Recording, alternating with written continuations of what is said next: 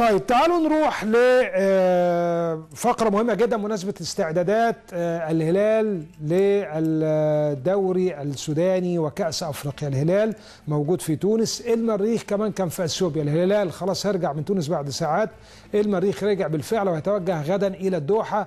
والهلال عمل مجموعة من المباريات الودية قوية جدا، يعني في معسكر هو بقاله حوالي 20 يوم، وهنشوف دلوقتي على شاشة نايل سبورت مباراته الأخيرة كانت مباراة قوية جدا، كانت مع فريق قوي جدا اللي هو فريق اتحاد طرابلس الليبي.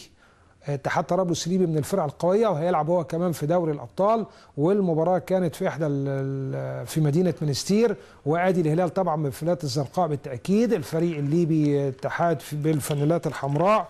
وكانت الحقيقه مباراه رائعه وقويه جدا، وكان فيها 7 اهداف. هنستمتع ب7 اهداف لان المباراه خلصت 4-3 لصالح الفريق السوداني. فريق الهلال طبعا من الفرق الممتازة، ونفس الشيء بالنسبة للفريق الأهلي طرابلس. الاثنين عندهم تاريخ، الاثنين عندهم شعبية، وبالتالي كانت تجربة رائعة للاثنين.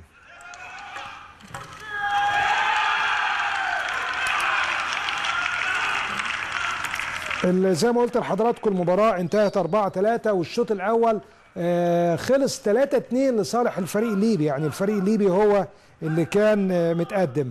الاهداف سجلها المدثر كاريكا، لكن اللي بدأ للسودان او للهلال، لكن اللي بدأ ابو شناف ده للاتحاد الليبي، وبعدين الطبال سجل الهدف الثاني، بعدها المدثر كاريكا ومحمد احمد بشة سجلوا كمان، وبعدين رجع الاتحاد الليبي وسجل هدف سجله اسامه. طبعا بيبقى في بعض التوتر، لكن جو تنافسي مقبول، يعني الاثنين طبعا اخوات، وتجربه مفيده للفريقين.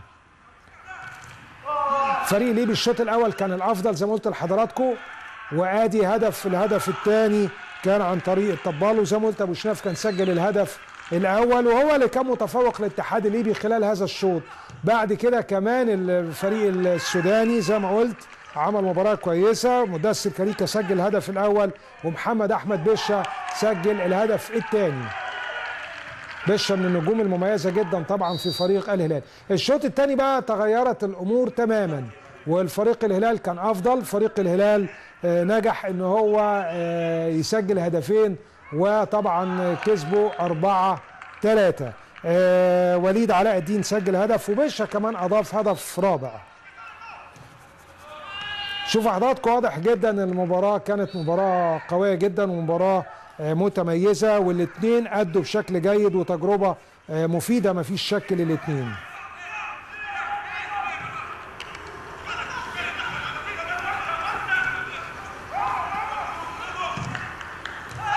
شوفوا حضراتكم يعني الهلال واضح جدا ان هو كان الافضل، وكان مسيطر على الامور في الشوط الثاني. مبروك للهلال ونتمنى له التوفيق، وهارد لك لاتحاد طرابلس. ومباراه وديه يعني اعتقد الاثنين استفادوا منها.